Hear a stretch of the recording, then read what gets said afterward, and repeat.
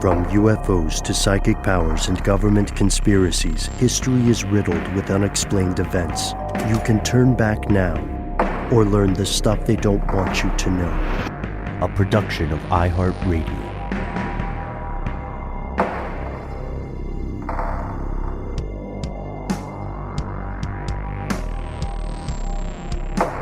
Hello, welcome back to the show. My name is Matt. My name is Noel. They call me Ben. We are joined, as always, with our super producer, Alexis, codename Doc Holliday Jackson. Most importantly, you are here, and that makes this stuff they don't want you to know. What more appropriate way to begin today's episode than to shout out Dead Prez, who should be familiar to any fan of hip-hop, as it was. I don't know about you all, but as I was researching a lot of this, it kept playing in my head. It's bigger than hip-hop. And it's true. This is a prescient group.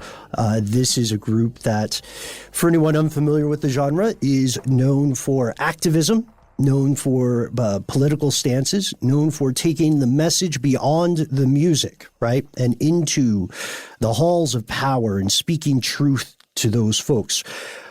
Today's episode, if we were describing it as a wine, would have an autumnal note of Edward Bernays, right? A crisp bite of music industry corruption. Yes. Maybe a vintage of hip hop. And then some would say an undertone throughout, a bouquet of conspiracy that may affect millions of people today. And overall, quite the umami, if I may say so myself. Yeah, umami of institutionalized racism? Much? That's the one I was referring to, Matt. The insidious umami, which was also the name of my post-rock vaporwave group. Anyway, we don't need to get into that. But music, we're talking about hip-hop. We are fans of hip-hop. We are obviously nerds, I think, to some degree. And like many people, we define different phases of our lives by the music we encounter at those pivotal moments. And that's something that's common to all human beings. But if you didn't know anything about hip hop, we should probably start there as we dive into this strange allegation. So here are the facts. Yeah, I mean, the genesis of hip hop really is it's a uniquely American art form in that it started in Brooklyn, New York, largely in Harlem, street parties kind of, or block parties that involved DJs taking two records and playing back and forth the breaks, which are like the part in a track that is sort of like the part where there's no singing, and you could take like jazz records or, R&B records or what have you, and juggle those back and forth by keeping those breaks going. And then MCs, masters of ceremony, would rap over them. And these would literally be, there were certainly parties that involved just, like boom boxes and that kind of pre-recorded music. But it's this phenomenon that really started, becoming what we now know as hip hop. You had DJs like Jam Master Jay and Grandmaster Flash, Funk Master Flex. They were all masters of the art of turntabling. And then you would have MCs like Fab Five Freddy or some of the earlier names that you would hear about in the genesis of hip hop, rapping on top of those juggled kind of beats. Yeah, I would say one of the biggest misconceptions that we run into when exploring hip hop is if someone is not familiar with it, right, or familiar with the history of it, then it might be mistaken as simply music, which is not the case. Hip hop is more of a movement, and there's a large amount of scholarly debate over what the foundational pillars of this movement would be considered, But in general, these four pillars or elements, we'll call them, can be considered the foundations of this movement. Like you described, Noel, to the most well-known, DJing, MCing or rapping, right? DJing, turntabling, MCing, rapping, graffiti, right? And then, of course, breakdancing, b-boying. And nowadays, you'll often hear hip-hop used as a synonym for rap music. But it's really best to think of rap as part of hip-hop. rather than the thing entire. And you're right, it did originate in New York City in the South Bronx in the 1970s, an economically depressed period of time in that area. And again, there's so much excellent scholarship on the complex cultural roots of this movement that I would recommend. There's something we'll reference later in this episode, a great new podcast called Louder Than a Riot, which is available on NPR, and I highly recommend checking it out. It's got our own Rodney Carmichael on there.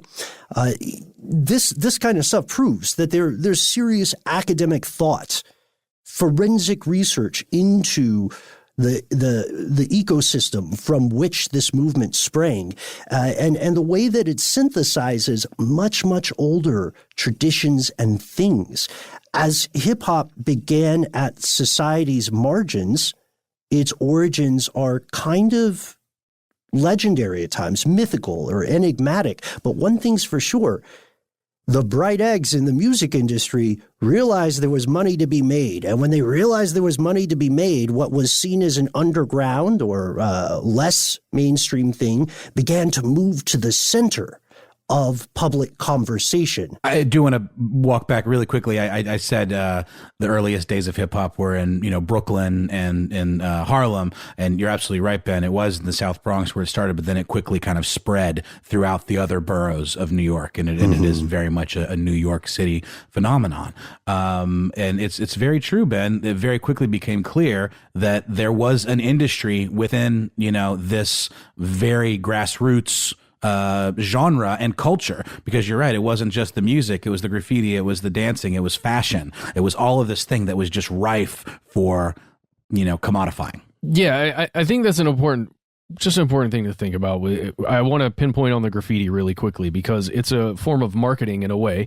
If you think about it correctly, if you tagged your name and you're a well-known, DJ or MC, and you were, tagging in certain places, people start to recognize, oh yeah, this is around an area where there was, essentially a concert or a party or something going on. You begin to recognize that tag. And then Ben, you're talking about some people within this larger music industry realized how popular this could be if it was funneled through the official channels. And that's what this whole episode is about. What happens when something that has a grassroots, that is being risen from the grassroots, gets funneled through these channels? With a little bit of a vig, some rent seeking along the way. That's right. Shout out to capitalism, the only ideology that'll take a t-shirt that says down with capitalism and figure out a way to sell it to you. That's at the risk of sounding cynical or nihilistic. That is the case. The music industry today is a very different beast now, mainly because of the advent of the internet, which democratized a lot of things. People had access they did not have before. But in the days before you could hop online or use your magic pocket computer, structural forces in the music business wielded profound control over what could or could not be played, what was or was not defined as successful, right? And what you heard if you're just going to concerts, if you're just listening to the radio, if you don't live in New York and the music industry suits are not giving the cosign consigliere style to a given group performing in New York, then you might never hear of them. And of course, this is still to some extent true in the modern day. The industry, with all its wiles and woes, still does this stuff all the time. We've talked about it. We talked about who actually writes so many of the pop songs you hear. But in the pre-internet era, corruption was, there's a word, Frank Moharan, a friend of the show, taught me a long time ago, wide rife. Remember that one? Corruption was wide rife. Like predatory deals sent artists directly from the studio to the poorhouse. Well, they'd make us stop at a couple concert halls and then there we are. And that's maybe something we have to do another day. That's a whole episode, but it's true.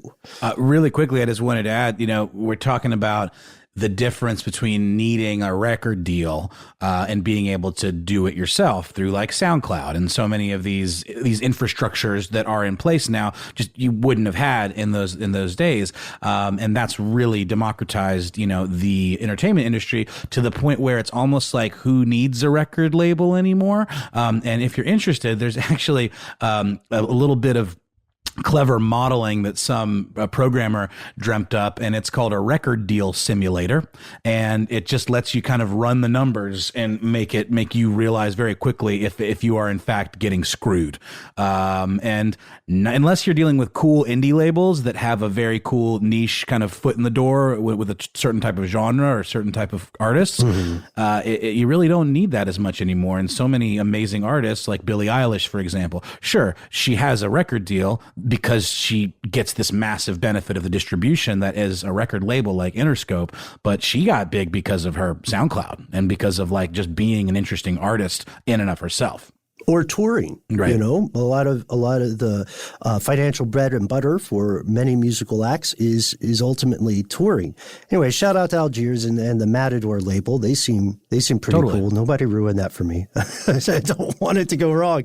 You're right, though. You're right. And contracts aside, there's physical and emotional danger in the music industry. You want to be successful, says some creepy suit. What would you do? You know what I mean? So abuse of all types is common, and it's covered up because people feel like their careers are on the line. And in some cases, they may be absolutely correct. Payola and nepotism runs rampant. For anyone who doesn't know, guys, what is payola? It's Crayola's really, really evil cousin. Yep, nailed it. Payola is also a term for direct pay to play on a radio station, right? Yeah, and it's weird. It's really that's weird stuff because you can pay to get on it, or the radio station can just decide to play your song a lot, and then all of a sudden it becomes one of their top hits.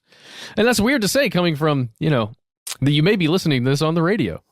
That's true. I hope you are.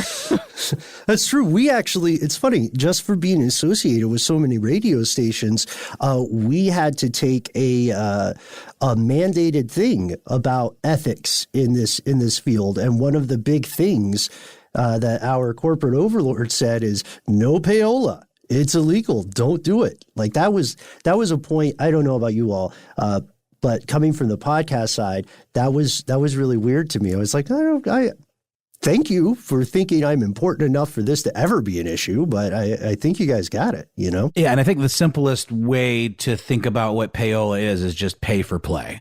It's literally, grease and palms to get radio play, gifts and the like. And so there are a very codified set of rules in place to prevent even the whiff of this practice, and that's mandated by the Federal Communications Commission. Yeah, and that happened for a reason. Like, you ever walk into a place of business and you see a weird, you see the normal warnings, like no shirt, no shoes, no service, but then you see a really weirdly specific warning where it's like no drunk ducks.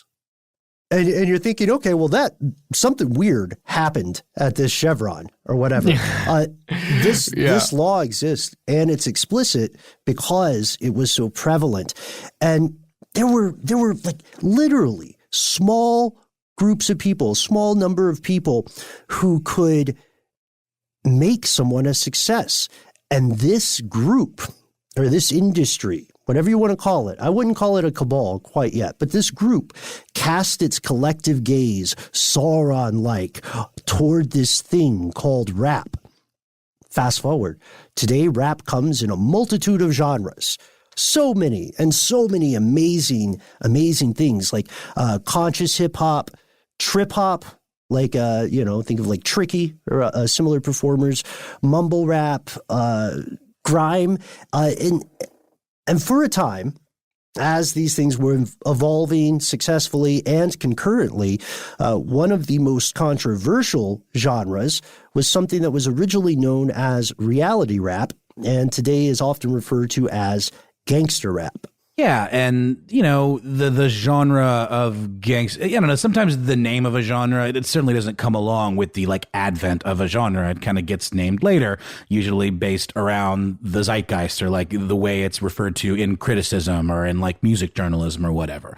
Nobody usually coins the name of their genre as they're pushing it out into the world. It's kind of left up to the listeners to decide, or the tastemakers or whatever. But we could trace back the genre that is considered gangster rap, which isn't always a sound. It's not always, there's a lot of things that goes into it. But 6 in the Morning by Ice-T, which was released in 1986, is typically referred to as the very first gangster rap song.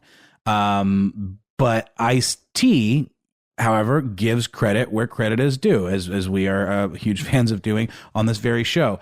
But that is not something that is always a common thing done in the entertainment industry. It's all about kind of flexing and sort of, biting people's styles often, especially in hip hop, and just being first to market with something. And that in and of itself is almost considered, oh, well, I was first to do it, therefore it was my idea. But we know that's not true. But he very clearly gives credit for this tune to Schoolie D's PSK track.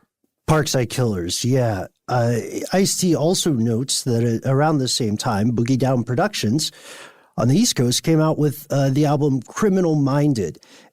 So if you're the average fan at this time, you notice immediately there's something different here. And it's not clearly defined or limited by a single difference. That's what I really like about your point, Noel. There's a sound that's different. The stories told are different. Critics, as they are wont to do, hate this new stuff. Hate it, hate it, hate it. You know what I mean? They say the main reason they hate it is they feel that it glorifies violence. They feel that it sells a romanticized view of a criminal life to vulnerable children, to vulnerable populations struggling to get by. This is a relatively conservative view. It's very popular in conservative circles. But I want to point out, this is not an original view. The U.S. has had a weird love-hate relationship, call it a fatal attraction crush, with what it perceives as gangster since the country was founded. I mean, people loved Al Capone, right? Al Capone didn't even make music. He was just a scumbag. And people like Bonnie and Clyde, right? They were literally mass murderers. I mean, that's right. Yeah. Well, people also loved alcohol, even when we were, the view was that it should be prohibited completely. Mm-hmm. I mean, it's an interesting love-hate relationship that we have with law and order, and then, freedom, right? I think those are the two dichotomies. Right. At least that's what it feels like. What's that old line during Prohibition? There was some guy, I can't remember his name. He said, he had this choice quote where he said, look, people are going to vote for Prohibition as long as they can still stumble to the polls.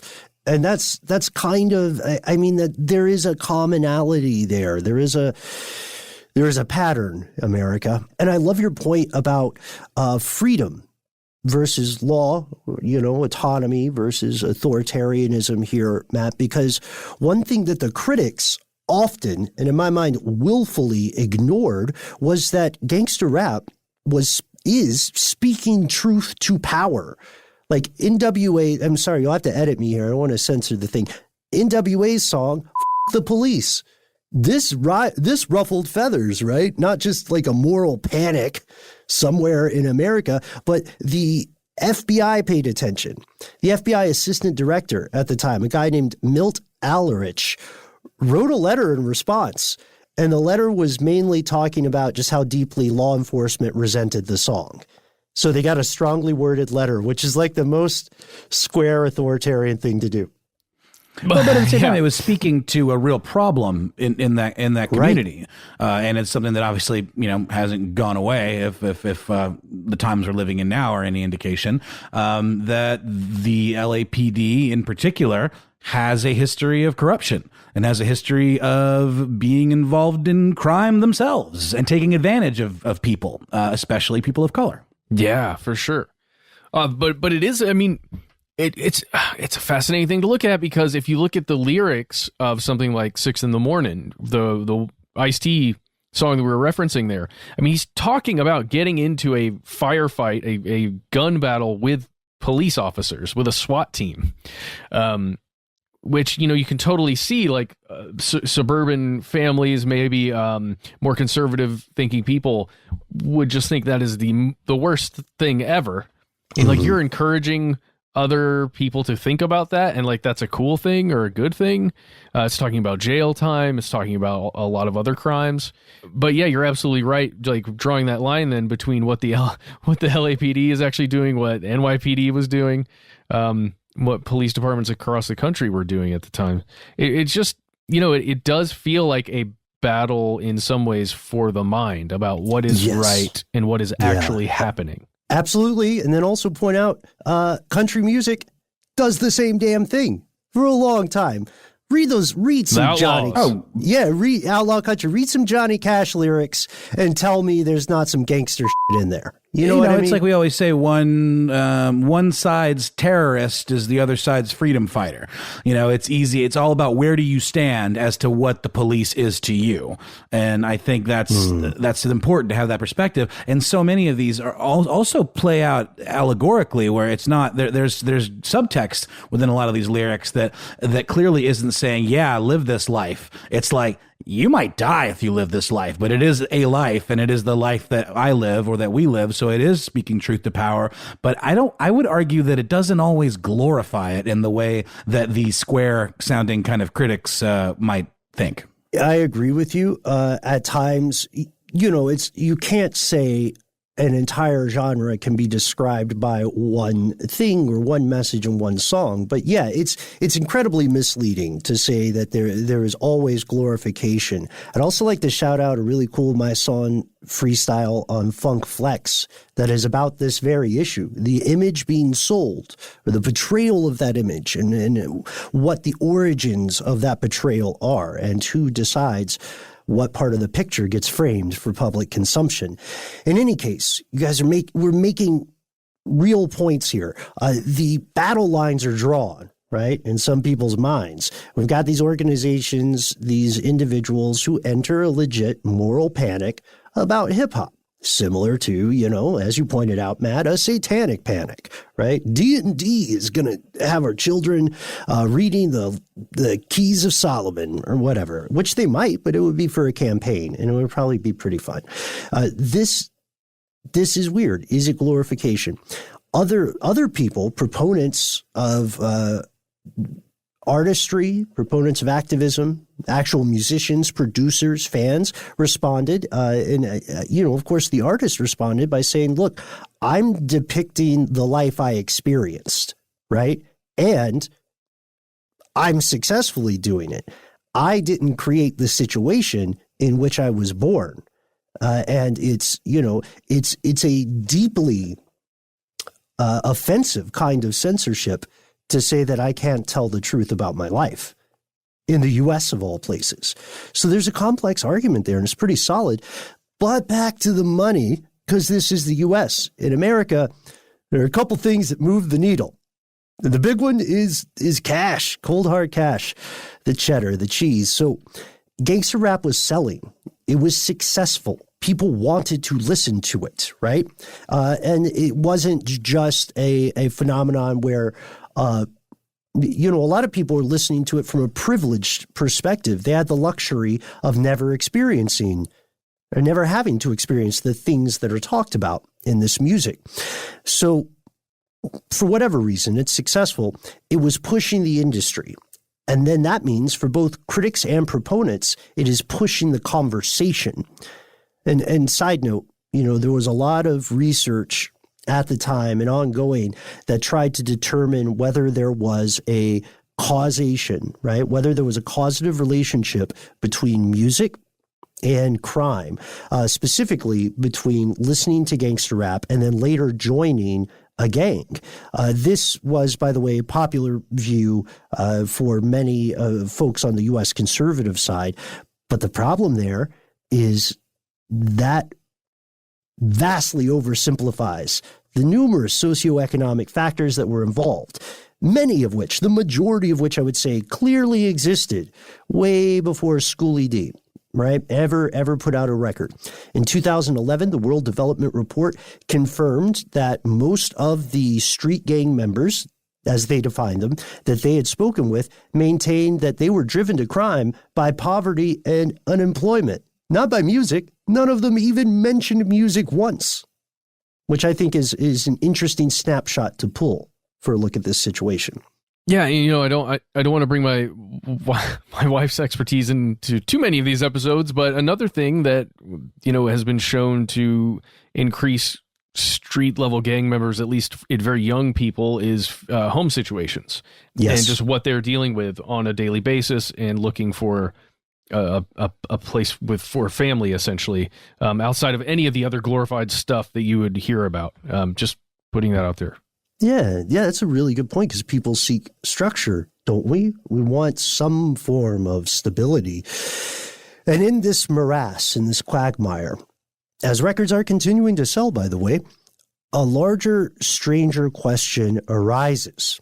What if what the industry is calling gangster rap isn't an organic success? What if in boardrooms and offices across the landscape of the music industry, a hidden hand moves through the charts, turns the dial of the radio station?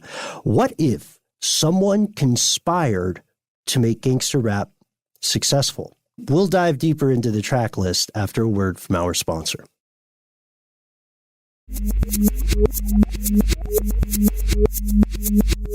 Here's where it gets crazy. One thing about music, when it hits, you feel no pain. No. You know, and white folk, they say it controls your brain. I know better than that. That's game, and we're ready for that. I just want to put that out there. Oh, Dead Prez, it's so well written. But I mean, yeah, that's a great example and salient, because there is the question, you know, to what degree does the media we encounter affect our decisions? Not for nothing is propaganda tremendously successful. That's an exhibit A of how this stuff, how media can influence your real life actions and perceptions. But there's a weird question here, you know, like when we ask, what if the rise of gangster rap was not just an organic trend? At first, that seems like an odd thing to ask, you know, because just imagine the moving parts involved. How could the success of not just a single artist, but an entire genre be somehow coordinated across multiple institutions? How could it be somehow manufactured? In 2012, someone claimed to know exactly how it happened. Yeah, or at least they gave us a window into some of the details of how they say it happened. Alleged window. I don't want to poke at it until we know what it is. Okay. Fair. Yeah. Okay, you're right. sure. Though. You're right. Sure. I said claim. No, I know. No, for sure. We're gonna have fun with this. We just, you know, on this show, as we always state, sources are very important. Where they come from, backing things up, journalistic approach. We are presenting this to you all exactly as we found it and as the world found it back in 2012. So back in 2012, someone created a Gmail account and sent a letter that absolutely upended the world of hip hop. The username, John Smith. Very clever. The address, industryconfessions@gmail.com. And they composed the message using this very, I would say, titillating, I don't know, very intriguing at the very least, subject line. The secret meeting that changed rap music and destroyed a generation. And this letter, which we're going to look at through some excerpts, tells a profoundly and disturbing, if true, story. Yeah. So this letter, which you can read in full, was sent and published on hiphopisred.com. READ. READ. Yes. Thank you. The anonymous author says, okay, it's taken me a long time I've thought about sending this letter for a long, long time, and I was afraid to. but I want to tell you what happened. We can call them John Smith. Why not? Let's play their reindeer games. So John says that they were from Europe and they lived in the U.S. in the 90s, where they worked as a music executive. Very vague term there, John. Essentially implying that they are one of the elites on the corporate side of the music industry.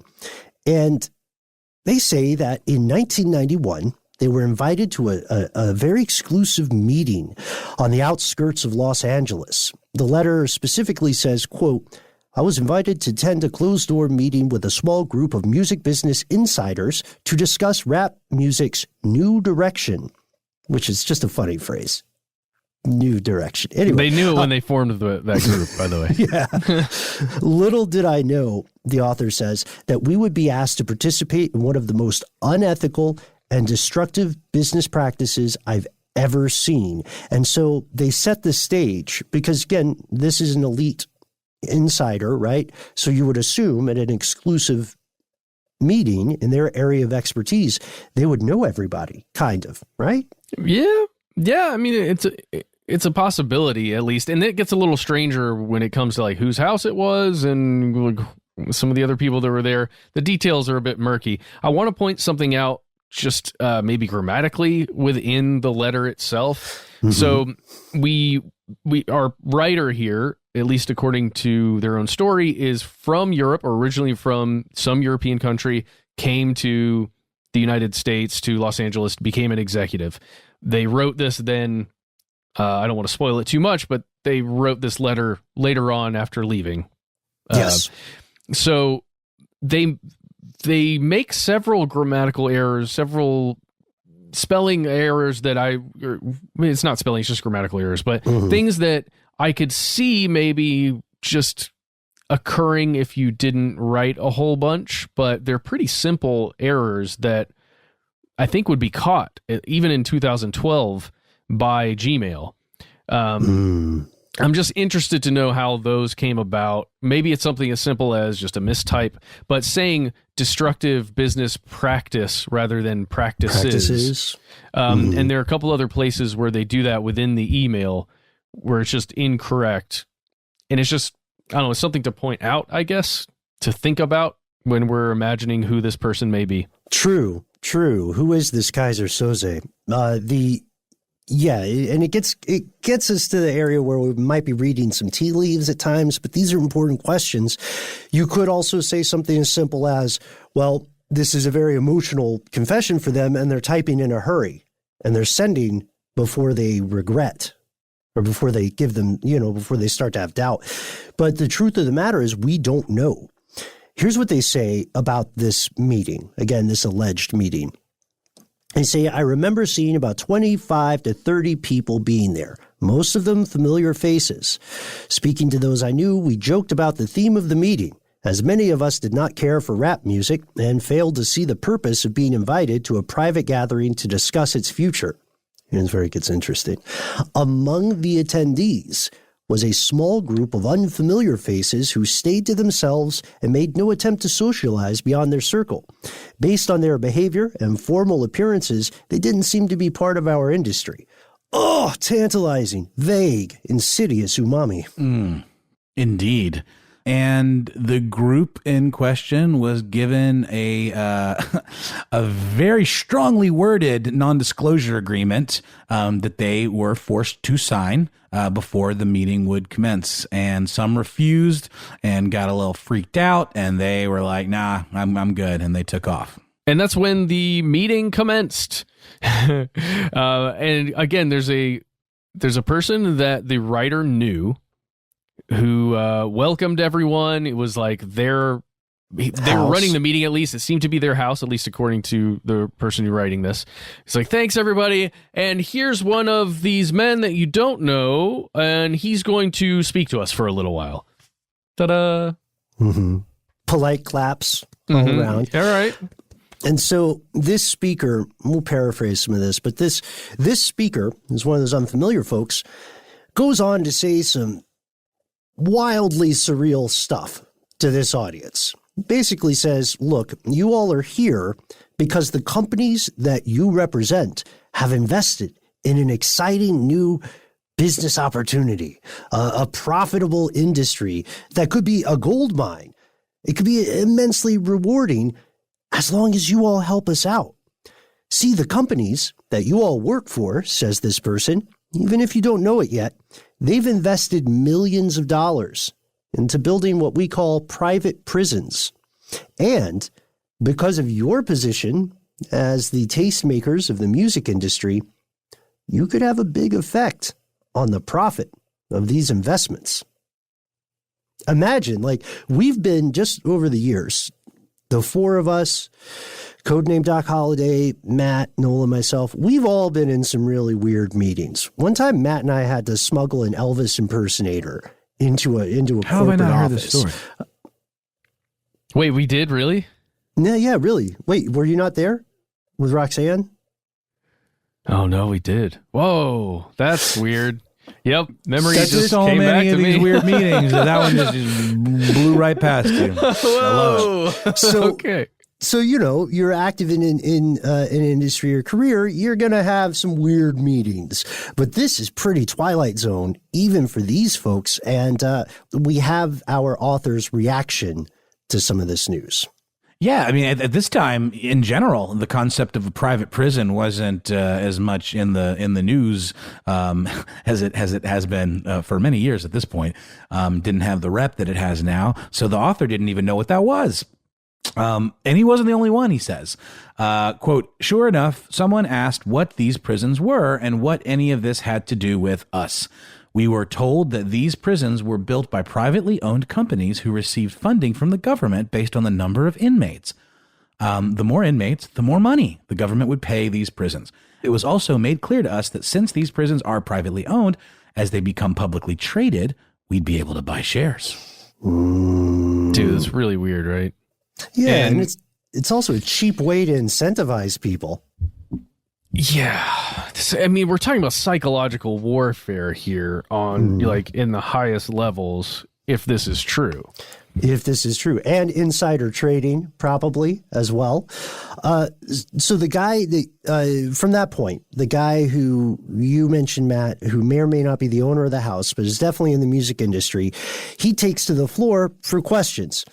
And he says, look, since our bosses are silent investors in this promising new prison business, it is now in their interest, in your boss's interest, to make sure these prisons stay filled.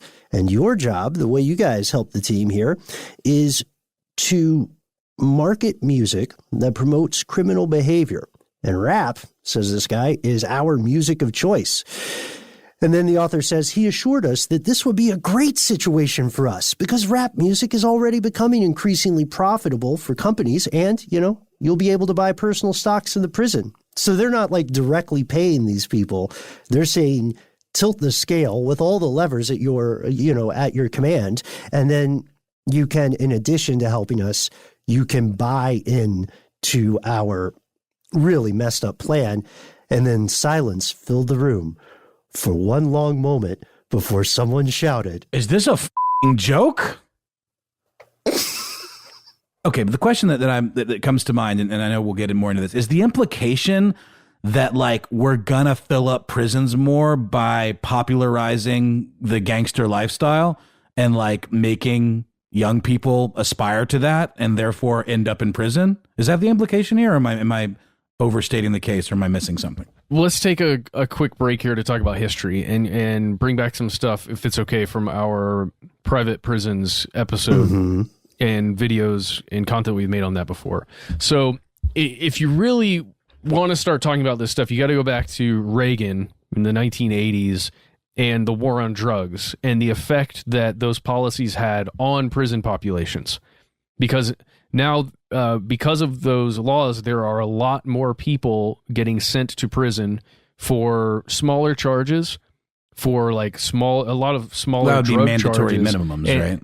Mm-hmm. right? And being 3 strike rules, yeah. and being sentenced for longer periods of time, which means the federal, state, and local prisons and jails are being filled up faster and faster, which then spawns this concept And you're really talking about 1983 and onwards. I think 1983 is when Corrections Corporation of America, CCA, that we've talked about, is formed.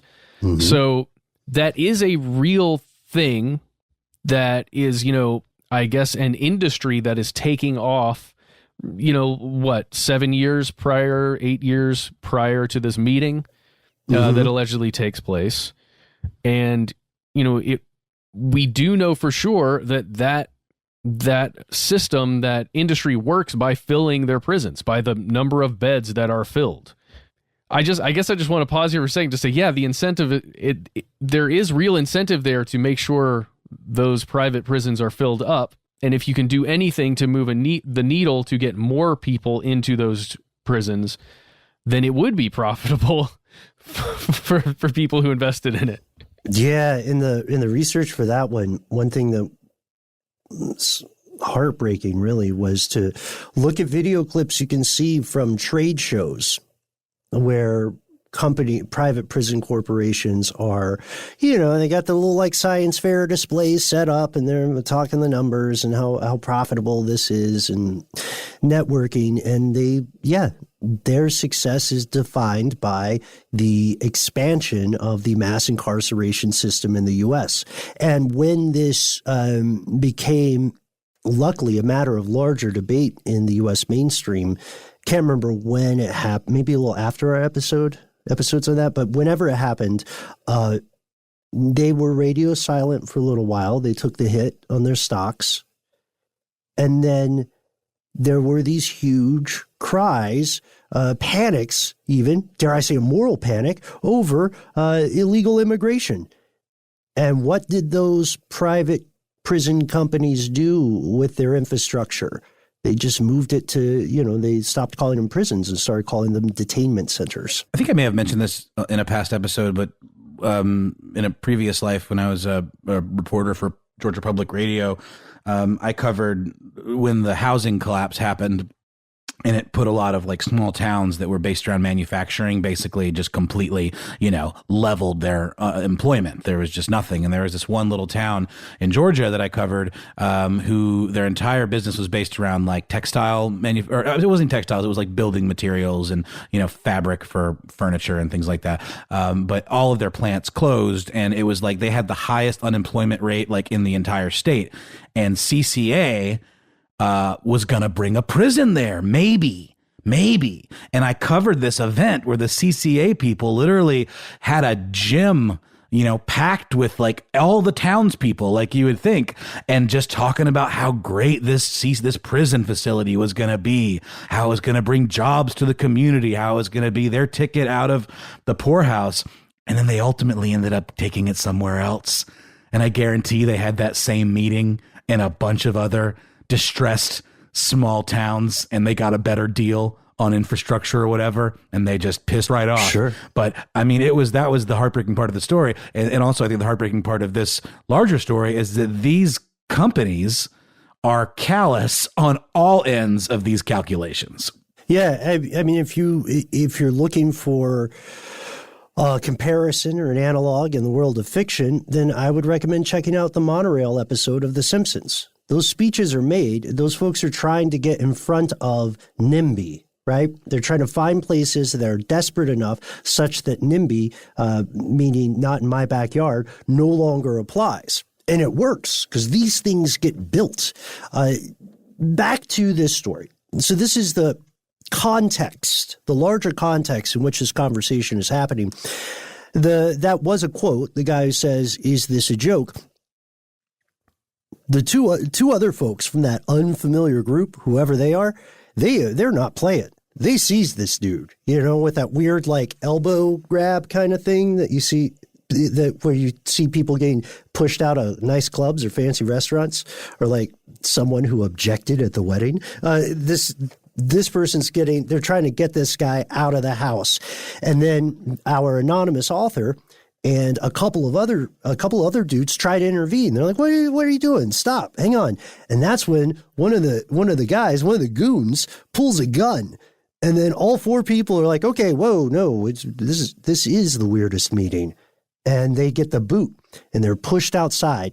And the industry guy, who may have been the homeowner, who set all this up, he follows them outside and the conversation changes. And then very explicitly, this guy says, just want to remind you, I want to warn you that you have signed an agreement and there will be consequences if you talk about this in public. There will be consequences if you talk about it to each other or to anybody else who stayed in that room. And then months passed, and our anonymous author, John Smith, feels that he saw a sea change in the industry overall. I'm just going to read part of this verbatim.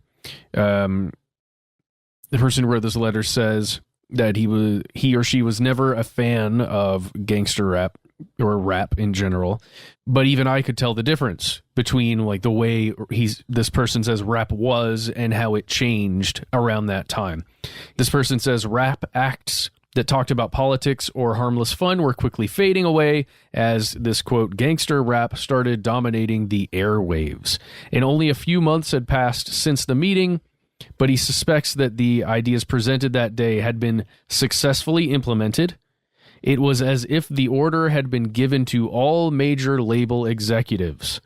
The music was climbing the charts, and most companies were more than happy to capitalize on it. Okay. Mm-hmm.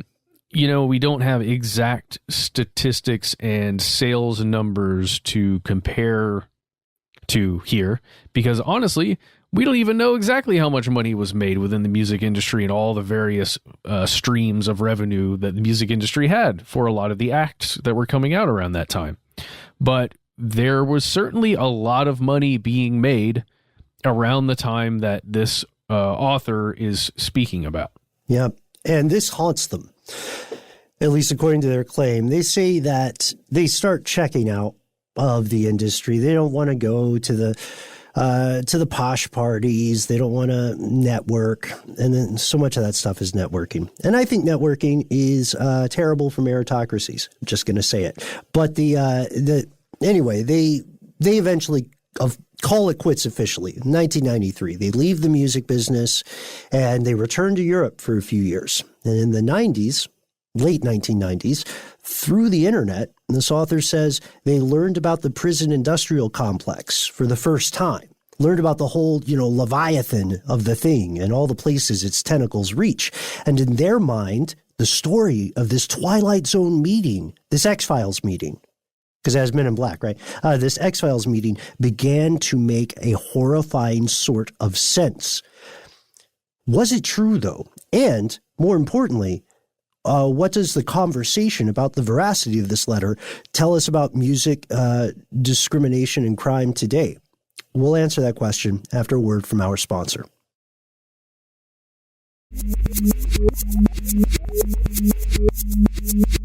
Okay, all right. It was a little tough to hold on to this. I think we were fair to the author of the letter, right? And I think we gave some good context. But if we're asking whether this letter is true, or whether it's bunk, or whether it's something in between, we have to be honest. We have to acknowledge a couple of holes in this story. So people have been scrutinizing this for almost a decade now. It should be like for any. This letter touches on so many things in U.S. culture, right? And for anyone familiar with any one of those things, you may have heard of this letter. Right now, the first thing to get out of the way is we are not at the end of this particular iteration of the usual suspects. We have not identified the author. We don't know who this Kaiser Soze is. And because we haven't identified this person, we also haven't identified the veracity or the truth of their claims. We just have a letter that seems very explicit in what it's recounting, but there hasn't been another person who's come forward in the years since who provably said, I was at that meeting. It's still just an email from 2012. Oh, the other thing to keep in mind here when we're talking about attempting to prove this, we have to remember that the United States government and private industry within the United States and internationally, these are very powerful things, and they have functioned in the past as essentially a hand that's way over here and is pulling strings and making things. Sorry, it's not working in audio. The government working with private corporations and industries has functioned as a hidden hand in the past. We talked about this before. Check out our episode on the FBI and U.S. counterculture. There's a serious rabbit hole to jump into there about the bizarre aesthetic rules of Soviet-era propaganda. We've talked about this. There's so many things. Just Bernays alone, the first episode we ever did, like, it's industry, but it's also government and what's good for society. And what does that mean? What does it mean when when the government and private industry is deciding what the best humans do in their homes when they're alone with each other? Yeah. Like the goose for the gander thing, right? What gander are we talking about? And has anyone asked the actual goose? I haven't seen him in a while. The overthrow of democratically elected governments throughout Latin America. The reason Hawaii is a state, these things happen because of this sort of hand-in-hand evil stuff. Like, it's not even if this story is not true, it's something that could be considered plausible based on the patterns of the past. Third, and this is something I have to poke a hole in here. So third, while this story is amazing and terrifying, if it's true, it has a really dangerous implication, and something that we have to acknowledge is blaming a genre of music for real life actions. Is it an intellectually honest feat? Dungeons and Dragons is accused of turning nerds across the country into devil worshippers. Clearly not true. Clearly not. We talked about this a little bit earlier. The heavy metal music that was the subject of so many satanic panics is not even really that heavy. It's like Iron Maiden or something. It's like, right. And we see also this pattern. It iterates into the past. New genres of music have been the cause of moral panics for a long, long time. There was probably someone at some point who was like, Gregorian chant is going to ruin the world. You know what I mean? And the world, in its own weird, unsteady, imbalanced way, kept spinning.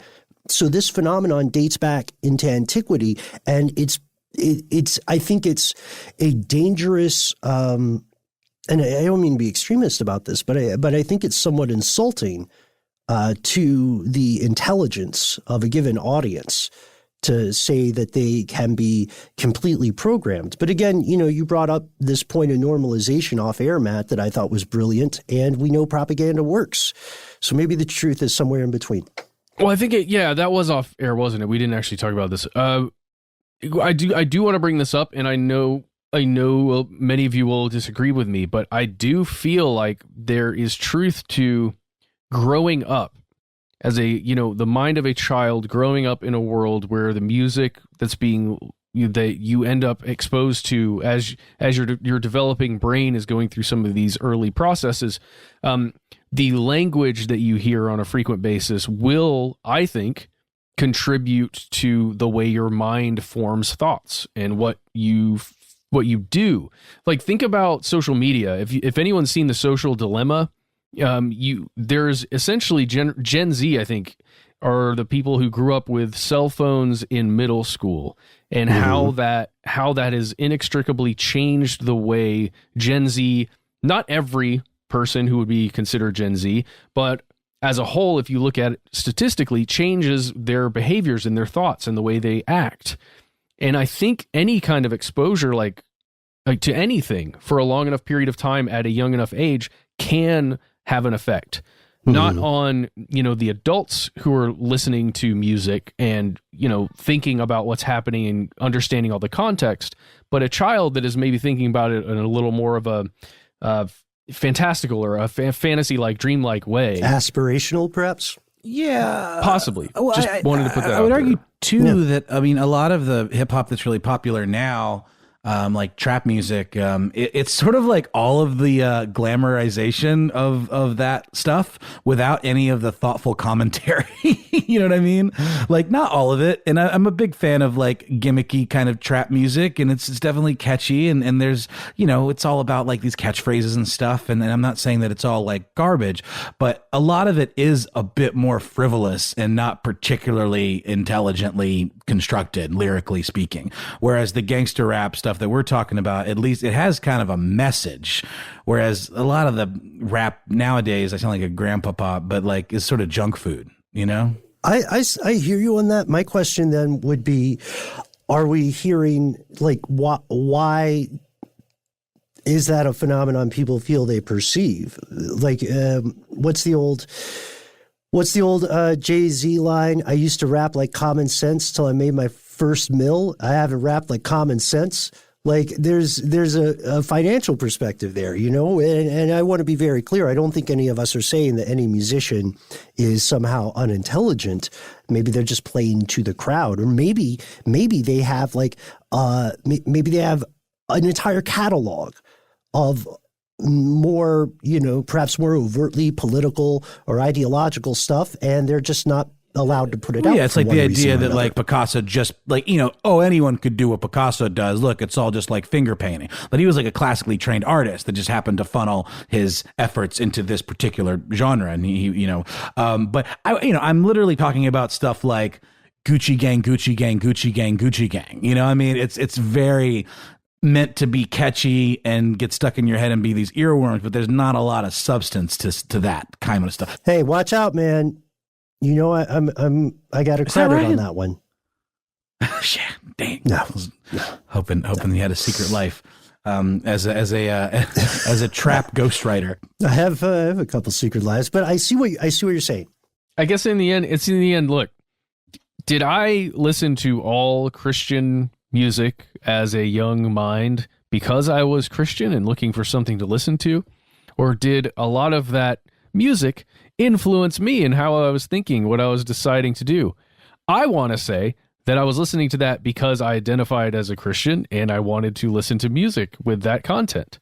And it's a fascinating argument that is, you know, been had for a long time about popular consumption of varying media and its effect, or our effect on that media itself. It's a chicken and egg kind of argument, right? Where it's like, did the school shooter shoot up the school because he listened to Marilyn Manson, or was he going to do it anyway? And this is just a thing that he sought out because I don't know. You know what I'm saying? Like, I don't think we've ever successfully been able to like hang actions on like exclusively on violent video games. Like, violent video games turned someone into a sociopath or a psychopath. I don't know that anyone's ever successfully proven that argument. And I think this is very similar.